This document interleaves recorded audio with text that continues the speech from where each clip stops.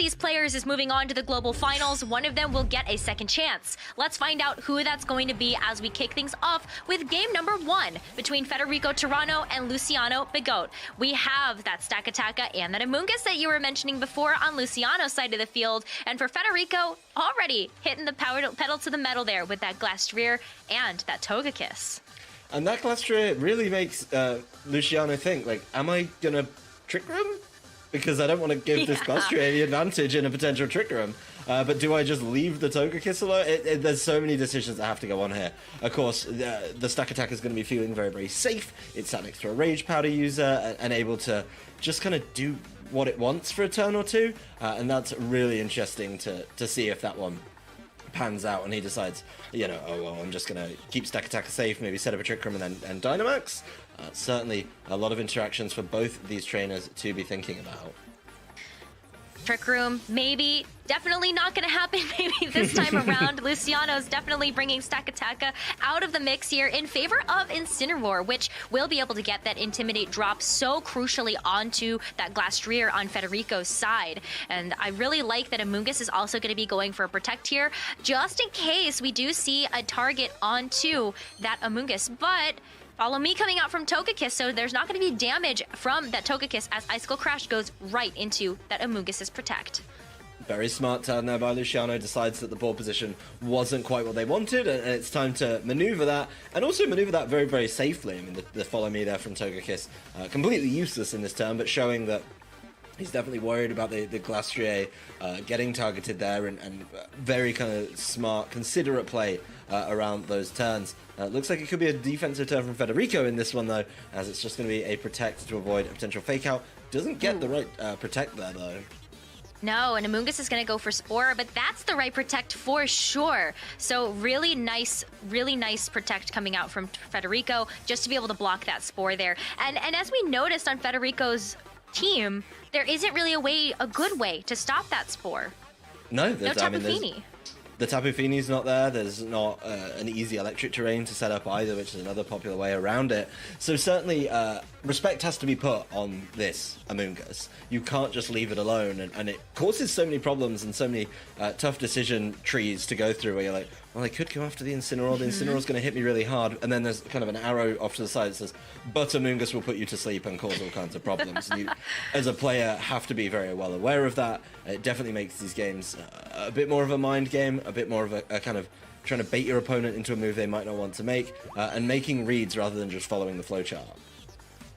Well, Togekiss is going to become the center of attention here as Incineroar goes for Parting Shot. So Luciano, again, posturing for position on the board, being able to drop the attack and special attack of that Togekiss. But Togekiss has been used in a much more supportive role this game, only having access to the damaging move Air Slash. But this is the perfect opportunity now for Luciano to bring in that Zapdos, which is absolutely going to be a really nice Pokemon to have on the field in front of this Glastrier. But, oh no! Togekiss is poisoned from that Sludge Bomb. Yeah, the Zapdos is a really interesting addition here. Another flying-type Pokemon in the face of this Glastrier, which is probably feeling pretty good. That poison could be important if a Spore is ever going to try and head towards that Togekiss. Yes, it's obviously going to take a lot of damage every single turn, but it can't be Spored, so it can just force the Amoonguss to play a little bit differently with the Follow Me. I like the addition of Zapdos here. I think the Zapdos is able to deal with that Togekiss very comfortably, and then allow the Spore to not worry about the Follow Me. But getting that damage down on the same turn you bring in the Zapdos, I think is really heads-up play to think ahead, knowing how hard Togekiss can be to knock out. Really kind of smart decision-making there from, Luciano in this one. Well, the other thing about that, too, is that seeing Federico go after the Follow Me so often, and then also seeing the held item on Togekiss being those safety goggles, that's a really great way to stop the Spore from coming through. So I can understand now why Federico really did have that Togekiss by this Glastrier's side. But Amoonguss going back into its Pokeball and Incineroar coming back out, getting yet another Intimidate drop onto Glastrier, and also crucially onto this Kartana. Yeah, the Kartana doesn't appreciate that in the slightest, is really struggling to deal the damage after a single Intimidate, and it relies on that so heavily.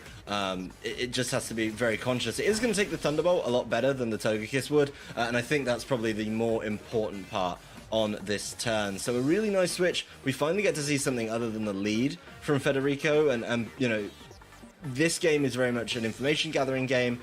Game 1 is always very important for that, and it looks to me like, you know, both trainers being very cautious on what they reveal. We could immediately get to a point where we've seen both sets of Pokemon, all 4, from both of these trainers, as it looks like Federico is hovering that Urshifu, but does decide that it's actually time for the Togekiss. So really smart play there, and Glastrier leaving the field. Doesn't want to get caught by either of the Pokemon on Luciano's side of the field. Katana actually gets a chance to use Guillotine here? Wow, Oh my- 30% accurate, and it hits Zapdos super hard.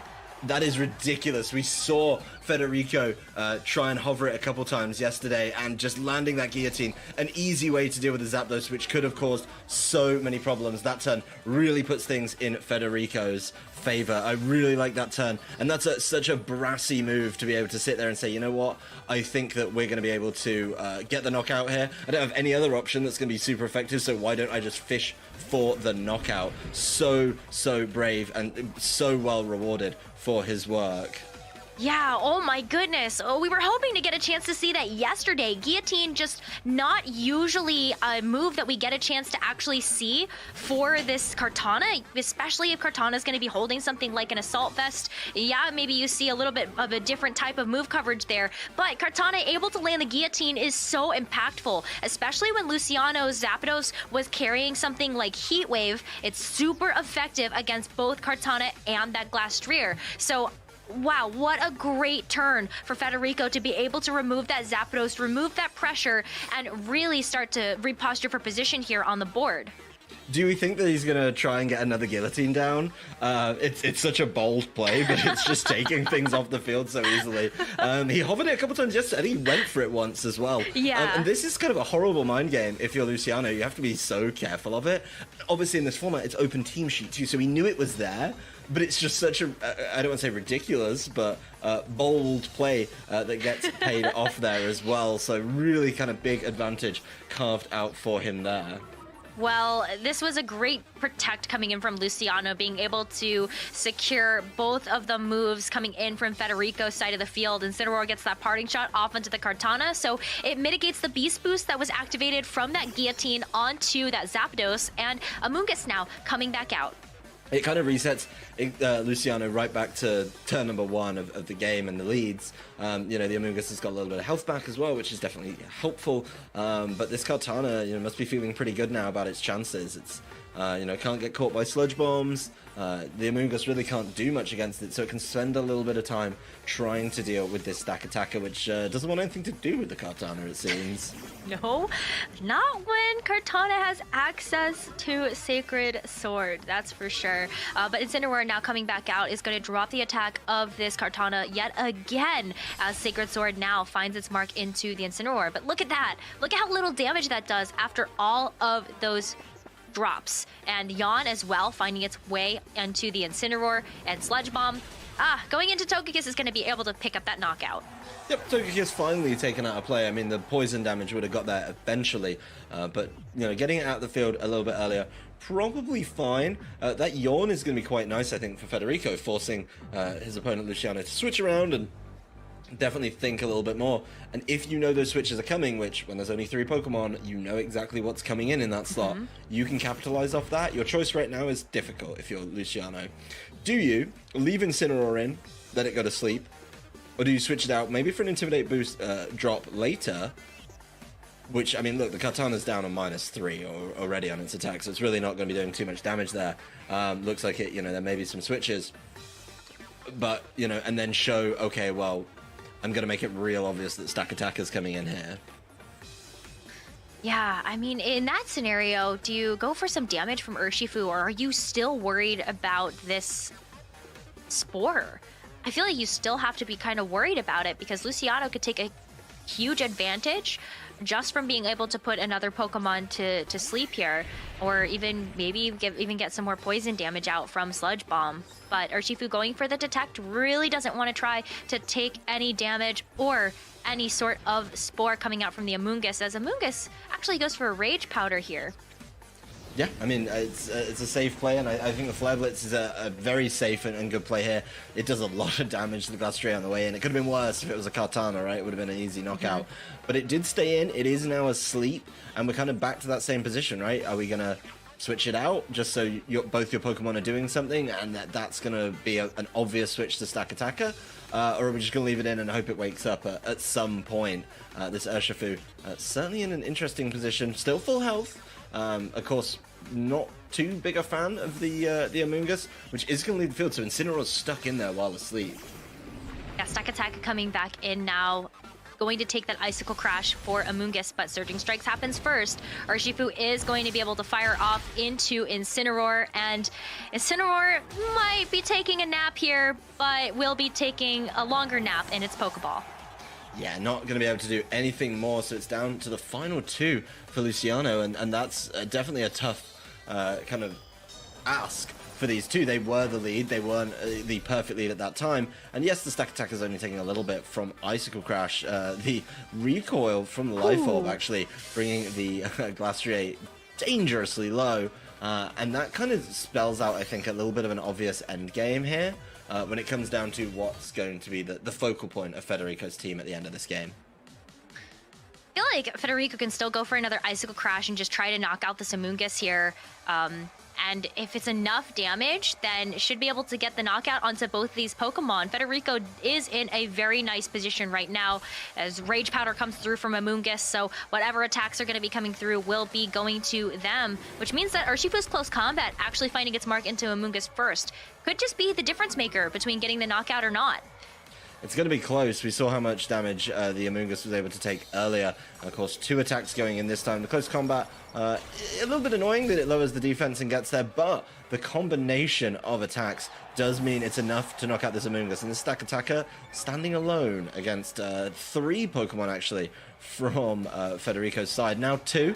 Of course, the Life Orb recoil coming through there, so it's a little bit closer than it was at the beginning of the turn, but Stack Attacker sets up Trick Room, really key there. That said, I mean, Stack Attacker's only spread move, which it could use to try and deal with both, is a Rock Slide, and a Rock Slide in Kartana is not really the way to go, particularly a Kartana that now doesn't have any of its Intimidate drops stuck on it after that nice switch out and reset. Yeah, I love saving Kartana for an end game just because we really saw how powerful it could be for Federico, and this is a great time to also Dynamax this Pokemon and also give it that HP buff. So I think this is going to be a really good position for Federico for this endgame. Yeah, the Kartana still able to Dynamax and put down huge pressure. Of course, Luciano hasn't even Dynamaxed in this game either. So Dynamax the option for the Stack Attacker. There's no other choice. That kind of, I think, seals the deal. You can't spread target with these max moves. That's one thing. They're always single target. So we're going to need, you're going to need at least 3 potential hits, potentially 1, maybe 2 on the Kartana, guaranteed 2 on that Urshifu because of Focus Sash, and it's, kind of the difficulty. Yes, that would be all of your Dynamax turns, but in that time you got 2 Pokemon that know fighting type moves that are just going to be able to start whittling you down, Trick Room or not. Yeah, especially if you go for a Max Knuckle here, it's going to be able to increase the attack of the Urshifu as well, but Stack Attacker, because of the Trick Room, is able to go for that Max Steel Spike first, raising its defenses and really hoping it's going to be able to hang on through these super effective attacks. Even if it hangs on, it's just not doing enough damage. It's not going to be there in Urshifu. Look at that. I mean, even on a Dynamax, that's a huge close combat, and Kartana is going to be able to follow it up with, of course, a really nice Max Knuckle here.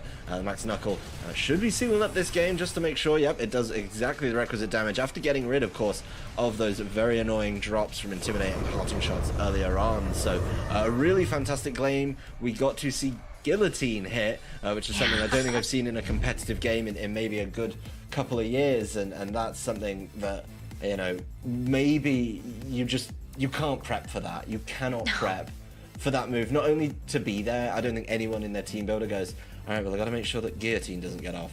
But then they also don't think he's actually going to use it in this set. Definitely a tough one to come back from if you're Luciano there. And that Zapdos was going to be key, I think, until that fated turn. I think that would have been a great Dynamax Pokemon for Luciano as well if that Zapdos had been able to stick around, being able to boost its speed with those max airstreams, as well as being able to fire out those super effective max flares into Kartana, as well as Glastrier. I think that would have been super, super impactful. But unfortunately, or more fortunately, I guess, for Federico, Guillotine hit. So no Zapdos for that game. Yeah, we all know it's super inaccurate and very hard to hit when it comes down to, Pokemon being level 50. It's so low chance. But if that's a win condition that he's been able to use in this tournament, that's something that's going to be very important when people think about team building for potentially the future games against him. That said, there's still more Pokemon to go, and it's up to Luciano to find an answer and maybe just avoid the Guillotine altogether, catch the Kartana on a switch in, or just find a better answer to it a little bit earlier on. Yeah, Kartana, not to be too punny, is a little paper thin there. So, Zapdos, even with like a Hurricane or something like that, would be able to knock it out really quickly. Not the most accurate move in the world either for Zapdos, but it's better than nothing. So maybe, yeah, trying to target down that Kartana and making sure that it's off the field before being able to fire off something like that Guillotine. Certainly something you have to consider and worry about a little bit more when it comes down to playing against it. And there were some really good switches there from Federico as well. I think he maneuvered his board very, very well. He never really felt in too much danger throughout the game. I think the Guillotine swung the game so drastically in his favor that it didn't matter. But before any of that happened, he was just manipulating the game and the board state very, very well. Yeah, all those defensive switches that came in really early too, that had to happen on Luciano's side, I just felt like, okay, great. Intimidate drops, really, really smart for Luciano, able to get them onto both Glastrier as well as Kartana. But then Federico just was able to continue to switch to really make sure that the game was still in his favor. Especially saving Kartana for the very end and preserving Max for it. I thought that was really smart. They never let up at all, and that's the kind of momentum he's going to want to carry into game number 2, of course, for Federico. If he wins this one, he will be heading to the global finals in the winner's side of the bracket, and Luciano needs to fight back and find a win here to send us to a potential game 3 and try and keep this one going. So let's see what changes are made, if any, by these players as we look at game number 2. The leads come, and there's not a change there. Not for that one, but, well, we're getting something a little bit different coming in from Federico. We were really hoping to see this Dragapult Colossal in action, and you could see right off the bat that Federico is going for a huge attack right here. Just not even going for the Dynamax, though. Trying to hit both Pokemon for super effective damage with that Heat Wave, but Luciano has some other plans, going to be able to Dynamax right away. Yeah, he's got a Dynamax, I think, if he wants to withstand the potential onslaught from this Colossal and, of course, the Dragapult as well. Don't forget, this Dragapult's going to be putting damage down potentially kind of all over the place and seeing what it can do after that. So a lot riding on this. Amoonguss's Rage Powder could be a complete kind of waste of time if it's not able to do what it wants. And Dragapult's Surf there, it's not much. It's a little extra damage on this Stack Attacker. A critical hit on Colossal, not what you wanted. But it won't matter if Colossal is just sweeping through the team and never gets hit. There's Steam Engine, there's Weakness Policy as well. It's all on you now, Colossal. Yeah, this is another one of those moments where you preserve that max to be able to hit both Pokemon for spread moves, and Amoonguss goes down, Stack Attacker gets burned!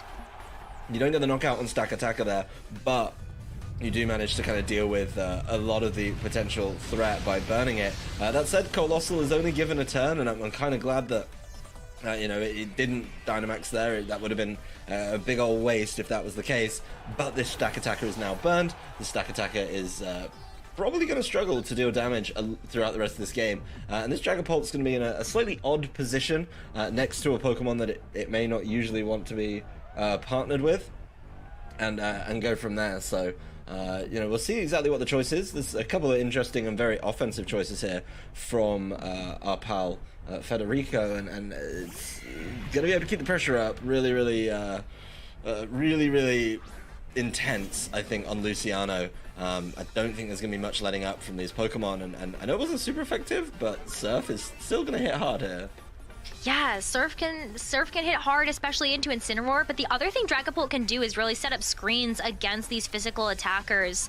So you can have Reflect or Light Screen here, and this is a great opposition or position for Glastrier to really go for a Dynamax because while Trick Room isn't set up, well, you still have access to lots and lots of damage. Right, and that's it's going to be a really big deal if that's something he can kind of immediately keep going with. I mean, I spoke with Federico many moons ago now about how he likes to play the game, and dealing damage and being offensive was certainly one of those things that he was always a big fan of. And I think the Dynamax here on the Glastrier is certainly an indication that that's something he's okay doing. You know, he's not too worried about the stack attacker right now because of that burn, and this turn could really get quite nasty, I think. This Reflect is going to help out so much. Support Dragapult, such an interesting addition to the metagame that I think a lot of people hadn't thought about all that much. And it's going to keep things very, very safe for Federico here. Yeah, Incineroar is going to go back into its Pokeball, and we will see the fourth and final Pokemon that Luciano has brought now that Amoonguss is out of the picture. And it's Zapdos! Zapdos now taking to the field. But is this going to be a problem? We are going to see Glastrier go for that Max Knuckle into the Zapdos. Doesn't do too much, but will be able to mitigate some of those attack drops from the Intimidate, as well as that Parting Shot coming out from Incineroar. Yep, it helps out a little bit. I mean, it's something. And this Zapdos is still going to struggle against the Ice-type attacks, obviously. This Stack Attacker, taking its time there, making sure that it says, you know what, I don't want to get hit by an attack this turn, and the Max Guard not really of great value there, kind of wasting one of the Dynamax turns as well. So this Glastrier does get its attack back up a little bit, certainly trying to help out a little bit there, and that's still going to be a big issue to come back from. I know the Amoonguss wasn't the Dynamax Pokemon, but I think with it being one of the kind of key supporting members of this team, this Glastrier could cause so many problems while it's getting set up with a bunch of screens as well. Look at that Light Screen being able to really preserve this Glastrier.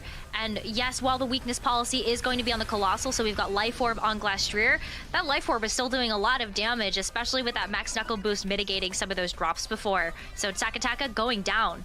Yeah, that special defense boost as well. Really kind of a little bit over the top when you consider that there's already a Light Screen in play. Special attacks aren't going to be hurting in the slightest on either of these Pokemon, and talking about making up for those drops that came through from Parting Shots and Intimidates, there's Chilling Neigh making up the difference a little bit there. So, you know, these two Pokemon left for Luciano aren't really the most traditionally offensive here, and could be struggling a little bit to wear through these screens. I think this Dragapult's been so good. You know, turn one, it helped get the Amoonguss knockout and good damage down on Stack Attacker, but you know, it's not needed after that for anything other than setting up screens, and two Pokemon that aren't the biggest damage output Pokemon, you know, no Brick Breaks or anything crazy to get through them. This could just be this pair just tearing through the rest of the game for Federico. Yeah, you can see the Max Knuckle coming through here for both of, well, the Breaking Swipe first, and then the Max Knuckle going to be finding its mark onto the Incineroar, which I think is going to be really impactful just to be able to just, you know, try to hit both Pokemon really hard outside of Dynamax, but Heat Wave misses Glastrier. Flare Blitz comes through, but Reflect doing so much work here to keep this Glastrier safe. Yep, the Glastrier is not getting, I mean, it's not getting hit by some of the attacks, and the ones it does hit kind of bounce right off the Max Knuckle, heading back towards that Incineroar, definitely making things a little bit harder. And this pairing, I mean, it's something I don't think many people had experimented with. Really difficult here. To work through. This Dragapult has put in a shift in this game. There's no other way to describe just how much it's done for Federico in this game. Yeah, screens are so important, and especially because Dragapult was able to get up Reflect and the Light Screen, you're protected on all fronts from Luciano's attacks. So now this is where we can see Federico try to seal up this game, trying to go for moves that have a little bit more of that accuracy, just in case you miss the Zapdos, but that